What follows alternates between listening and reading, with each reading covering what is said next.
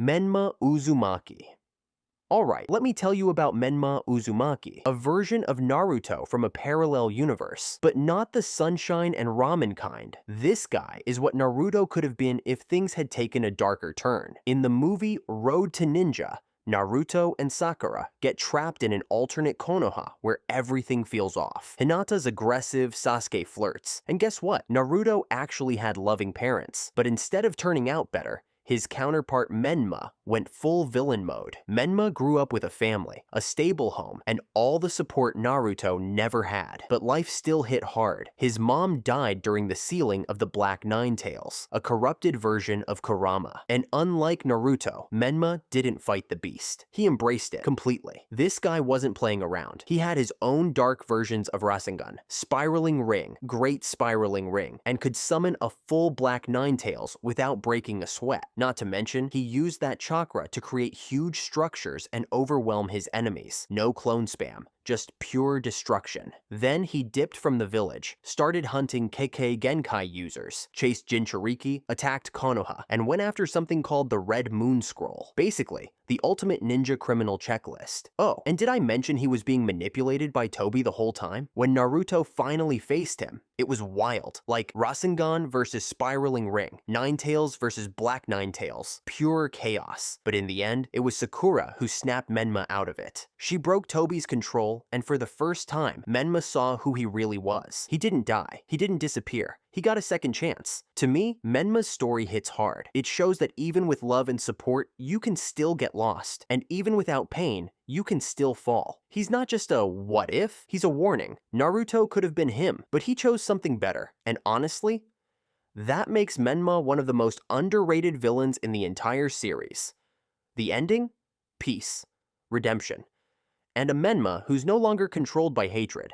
His parents return, shocked but relieved, and Naruto and Sakura head back to their own world. Cue the sunset. Cue the bittersweet music. Now, if you've made it this far, welcome to the amazing world of anime. This is the place for true fans like you, where we celebrate all the magic, action, and emotions anime brings to our lives. You've watched, you've felt the hype, you've been lost in these beautiful fantasy worlds, but, have you hit that subscribe button yet? Right now, almost 90% of you are watching without subscribing. Just imagine, if everyone hits sub, we could build one of the strongest anime communities out there. So go ahead, click that subscribe button right now so you won't miss any new episodes, deep dive breakdowns, or awesome anime content coming your way. Thank you so much. Mizuki. Mizuki was a chunin from the Hidden Leaf. Seemed harmless enough at first glance, but this man had a serious case of main character envy. He hated Iruka. Why? Because Iruka got the love, the trust, and apparently, the better haircut. So Mizuki did what every jealous ninja in Naruto does, betray the village. Shocking, I know. He tried to trick Naruto into stealing the Scroll of Seals. Mizuki planned to take the scroll for himself and bounce out of Konoha forever. Too bad Naruto unlocked Shadow Clone Jutsu and beat the stuffing out of him. Later in the anime, Orochimaru gave him a cursed seal and turned him into some kind of tiger-human hybrid. He got buffer, faster, and definitely louder. But stronger? Not really. He lost. Again. To Naruto. Again. Then got locked up. Again. He's the first villain to ever make Naruto feel special. Without Mizuki, Naruto wouldn't have unlocked his clone army. So, thanks for being a terrible person, Mizuki. You really helped the hero grow. Utakata. Utakata had bubbles. But these weren't fun bath time bubbles. These were chakra-infused, acidic, exploding death bubbles. He was the Jinchuriki of the Six Tails, and unlike Naruto, he didn't have a ramen-loving crew or a pervy mentor watching over him. His backstory? Tragic. His sensei tried to extract the tailed beast from him. Result: sensei gone, Utakata traumatized, and his only comfort left was a girl named Hotaru. He wasn't a villain in the traditional sense, more like a rogue shinobi just trying to stay alive. He wandered the land, avoiding villages, hiding from hunters, and occasionally helping Hotaru avoid getting kidnapped. Again. But of course, this is Naruto. And if you're a Jinchuriki, Akatsuki will come for you like debt collectors on payday. Pain and Konan found him, tried to take his beast, and Utakata didn't have plot armor. He lost. Bad. He was captured, the Six Tails was ripped out of him, and he died. Just like that. Juzo Biwa. Let me introduce you to the most underrated member of the 7 ninja swordsmen of the mist, Juzo Biwa. Yeah, that guy you forgot existed because Zabuza hogged all the cool points in part 1. Juzo wielded the Kubikiri Bocho, the same executioner blade later used by Zabuza and then Suigetsu. This thing regenerates using the iron from your enemy's blood.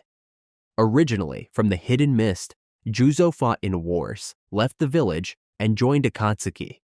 He got partnered with Itachi. Yes, that Itachi. Meaning he probably experienced more awkward silences than anyone else on the team. Together, they carried out missions for Akatsuki, including attacking the hidden mist itself. But karma came quick. During a mission, Juzo faced off against Yagura, the 4th Mizukage, and a fellow Jinchuriki. It didn't end well. Juzo took a fatal blow. Itachi tried to help, but Juzo knew it was over. His dying wish? To not die in enemy territory.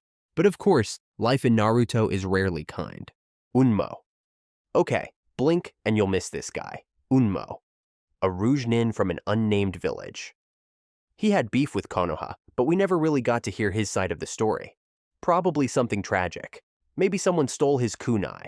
Who knows? He appeared briefly in a Naruto Shippuden filler, targeted by Root, Danzo's shadow organization of emotionless edgelords. And who was sent to deal with him? Our dead-eyed artist, Sai. Unmo planned to attack Konoha, and Sai intercepted him. And like most Root missions, it ended quickly, and terminally. Regga Kurosuke. Regga was one of the 7 ninja swordsmen too. This guy actually got a whole arc and a lot of drama. He used the Kiba blades, twin swords that channeled lightning chakra, electrifying, literally. He once served the Mizukage, but left the village and took over a gold mine in Katabami. Yeah, from shinobi to mining tyrant. Career shift, much? But Regga wasn't all cruelty. He had a soft spot for a blind boy named Ranmaru. Their bond was deep, weirdly emotional, kinda sweet, but also very murdery. Regga used lightning-style attacks to roast enemies like barbecue.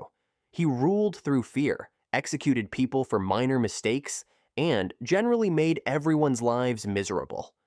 Team Naruto confronted him. The fight was wild, thunderbolts, collapsing cliffs, even coffin summoning. Eventually, Naruto and friends overwhelmed him. Mukad. Now, you might not recognize this name right away, but Mukad played a small yet sneaky role. A rouge nin from Tsunagakure who ended up working for Sasori. That's right, the puppet master himself. Mukade's claim to fame? Disguising himself as Kisame Hoshigaki. Yeah, he literally turned into a shark-faced Akatsuki member just to throw people off. That's commitment, or identity crisis. He appeared during a mission involving Gaara. Team Guy ended up getting involved, which meant one thing. Might Guy started yelling and kicking things into orbit. Mukade stood no chance. Aoi Rokusho. Now here's a guy who made one huge mistake, stealing a Hokage's sword. Aoi Rokusho used to be a leaf shinobi, but after getting rejected from the Anbu, he decided the village wasn't good enough for him. So naturally, he stole the sword of the Thunder God, a legendary blade once used by Tobirama Senju. Big brain move? Not quite. He fled to Amagakure, killed some Anbu, and cozied up to their higher-ups. He even trained a poor genin named Idate Marino. But surprise, Aoi was manipulating him the entire time. Naruto eventually faced him during the Land of Tea-filler arc. Aoi used lightning-style attacks and tried to play the cool villain card. But Naruto, being Naruto, didn't care about swords or speeches. He overwhelmed Aoi with sheer willpower, Rasengan'd him straight into a cliff, and ended the fight. Aoi fell, literally, into a ravine. Heruko. Heruko is what happens when you take Orochimaru's obsession with forbidden jutsu and crank it up to 11. This dude wasn't just experimenting with one Kekkei Genkai.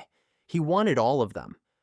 Once a respected shinobi from Konoha, Heruko fell off the deep end when he created the Chimera technique, a jutsu that literally fuses other ninjas' bodies into his own.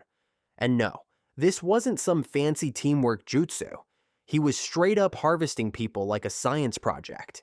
He successfully absorbed 4 Kekkei Genkai, Steel, Swift, Dark, and Storm Release, and planned to collect even more. His goal? Achieve immortality by syncing his body with the sun's rays using the solar eclipse ritual. It's like if Madara and Frankenstein had a baby and gave it a lab coat.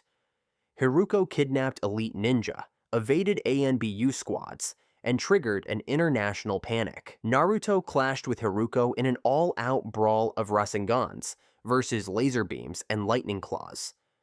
In the end, Hiruko's plan failed. Nowaki, Fushin. Nowaki, also known as Fushin, started out as a fugitive.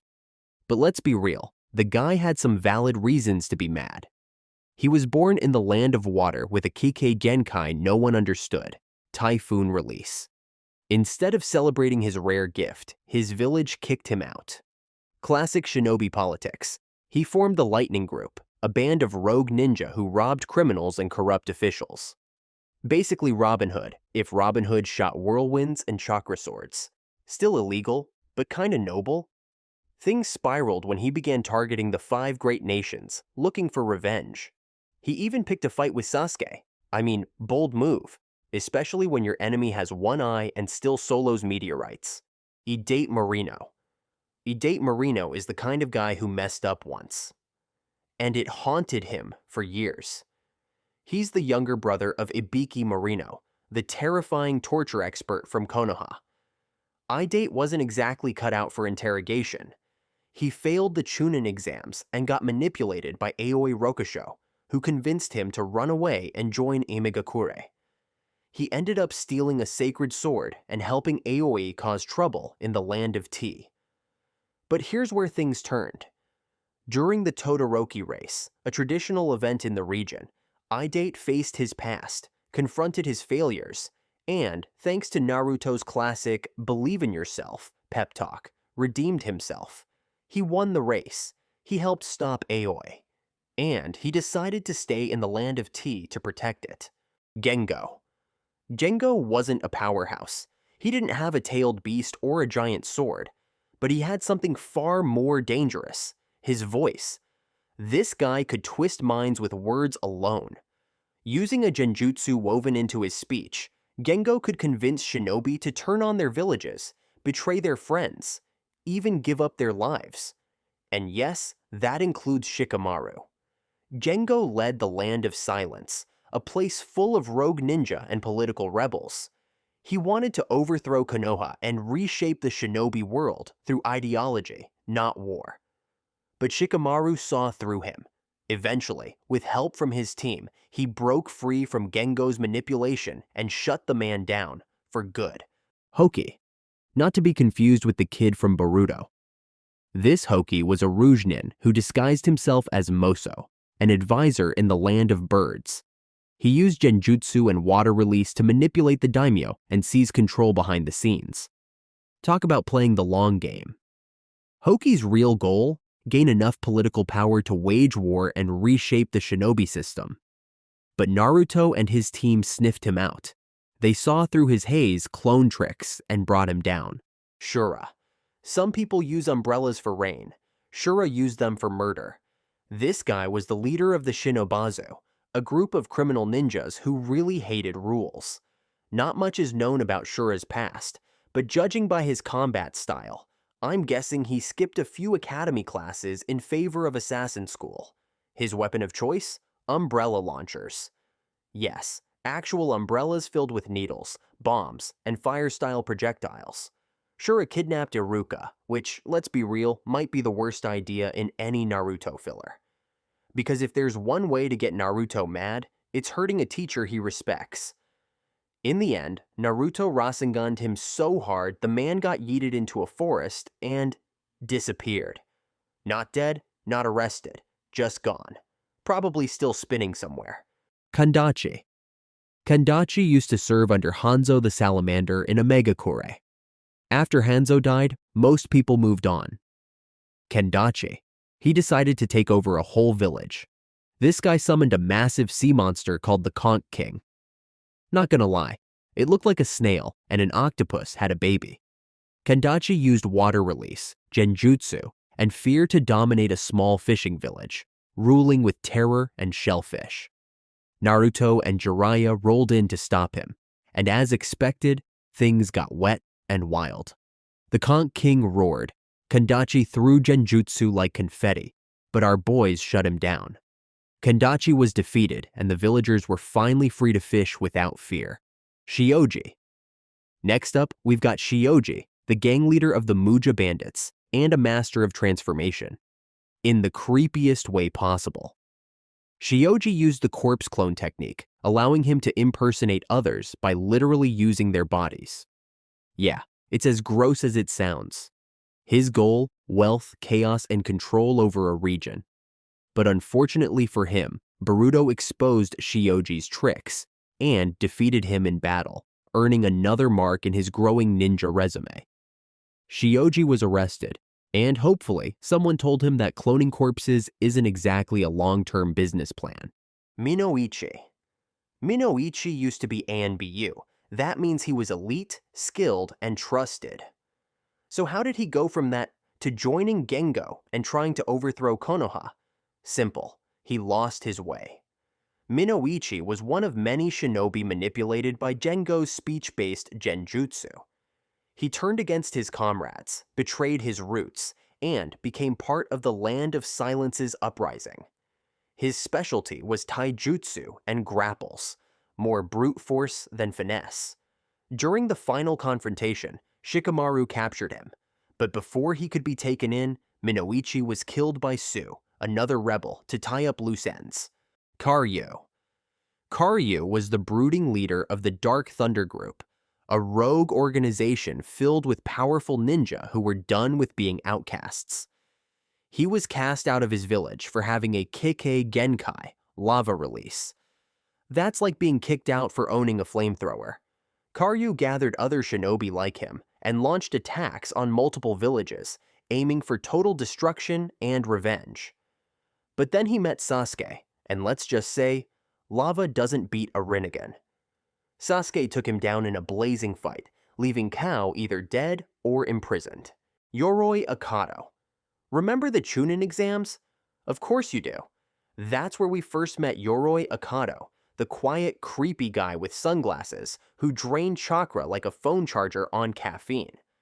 Yoroy was working undercover for Orochimaru, disguised as a Leaf Genin.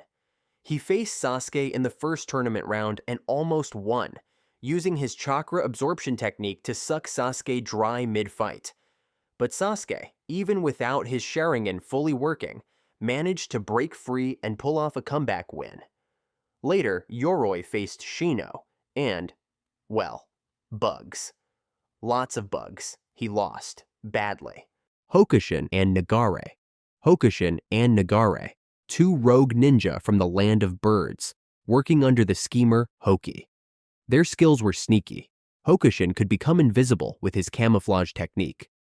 Nagare had the horrifying jutsu called Assimilate All Creation, basically absorbing your DNA and techniques. Together, they hunted down Chishima, caused havoc in the land of birds, and challenged Kakashi. Which, in hindsight, was a terrible idea. Kakashi made quick work of them. One moment they were stalking targets. The next, they were getting smacked down by a man reading Icha-Icha tactics with one hand and blocking kunai with the other. The Beekeeper. Yes, you read that right. The Beekeeper. Naruto really gave us a rogue ninja whose entire fighting style revolved around bees. And somehow, it worked?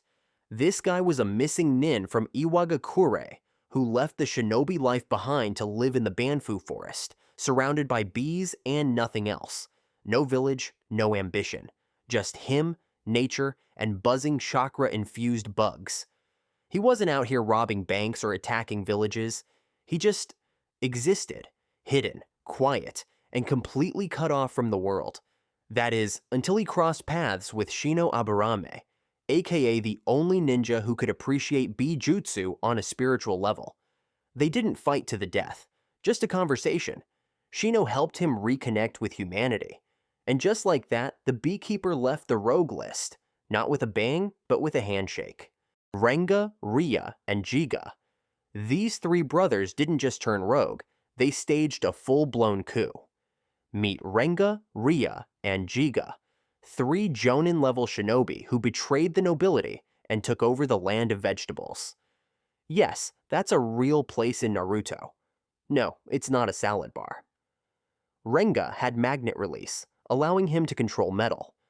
Ria used water release, and Jigga... Well, Jigga's powers weren't super clear, but he was still dangerous. They ruled through fear, exploited the land, and took over trade routes, until Naruto's team showed up to shut it all down. Suika. From the hidden waterfall village, Suika was a rogue ninja with a mystery past and a weird obsession with spider traps. His weapon set, fire release, and web-based traps that turned the battlefield into a deadly maze. Think low-budget Spider-Man, but angry and explosive. Shino, once again, came in clutch. Suika got shut down hard and added to the growing list of minor rogues defeated by Bug Boy and friends. Gekko. This guy is underrated and straight-up terrifying. Gekko, the leader of the Yakuza gang, didn't fight with raw power. He fought with genjutsu, curse seals, and memory manipulation. Gekko created chaos in Konoha, messing with both civilians and shinobi alike. He even had mirror-based jutsu, letting him reflect and manipulate attacks. Stylish and sinister. But like most villains who underestimate Naruto's heart and fists, Gekko ended up behind bars. Naruto confronted him, broke through his illusions, and ended his mind games. Ashimaru and Hidari. Ashimaru and Hidari were former shinobi who became mercenaries, hired by Yoroy, a shady figure with shady plans. These two weren't high-tier threats, but they knew how to coordinate and kidnap. They kidnapped a girl from Kirigakure, sparked a conflict, and got on the wrong side of Konohamaru and Team 7. Bad move. Boruto and friends stopped them fast. No major jutsu, no epic flashbacks. Just two rogue shinobi who took the wrong job and paid the price. Shikuma Hoshiaki. When your last name is Hoshigaki, people expect you to be terrifying. Shizuma, a former academy instructor from Kirigakure, had one job: teach kids. Instead, he went rogue and tried to start a new Bloody Mist era. Bro really wanted the trauma back. He got his hands on Samehada, the legendary living sword once wielded by Kisame. But instead of dominating with it, he got manipulated by it. Yeah, turns out Samehada doesn't vibe with just anyone. Shizuma tried to start a rebellion with a squad of young radicals, thinking he'd bring fear back to Kiri. But Boruto and Kagura, the Mizukage's grandson, weren't having it. They fought, Shizuma lost, and like a classic filler villain, he vanished. Ishidate. Straight out of the Guardians of the Crescent Moon Kingdom movie, Ishidate was a mercenary with a stone-cold attitude, and an actual petrification gauntlet. This guy could turn people into statues with a touch. Imagine Medusa, but with jutsu. He was hired by Shabadaba, yes, that's a real name, to assassinate the Crescent Moon King and take over the kingdom. Ishidate's stone release gave him incredible defense and offense. But when he clashed with Naruto, you already know how it went down. Aniki, Oppo, and Teru. These three had big dreams and zero planning. Aniki, a failed genin, led Oppo and Teru, two academy dropouts. Together, they formed a mini-gang of wannabe rogues who thought kidnapping would get them fame. Their brilliant plan? Kidnap Asuka and Himari, thinking it would get them leverage. Instead, they ran into Kawaki, who gave them a serious reality check. Let's just say fire-style jutsu doesn't mean much when your enemy has karma tattoos and zero patience. They were defeated and arrested. End of story. Rokuro. Some villains are evil, others are disgusting. Rokuro is both. He was part of a twisted experiment under Oga, a hidden criminal scientist in the Boruto series. Rokuro had parasite control abilities, allowing him to inject and manipulate others like puppets. Think of a creepier version of Jugo, but with no remorse. He killed teammates, hijacked bodies, and turned missions into nightmares. Eventually, he got trapped in a powerful genjutsu, forced to relive his guilt. Boruto's team captured him, ending his horrific spree. Kirisaki. Last but definitely not least, Kirisaki, the surgeon nobody wants. He was once a medical nin from Kirigakure, but he got kicked out for experimenting on Hashirama cells. Yep. We're talking about the god-tier DNA of the first Hokage. Again, he worked in the shadows, stitching together bodies, performing illegal transplants, and hiding among villagers under false identities. Boruto's team tracked him down after locals exposed his presence. He tried to escape but failed miserably. For a genius, his getaway plan was terrible.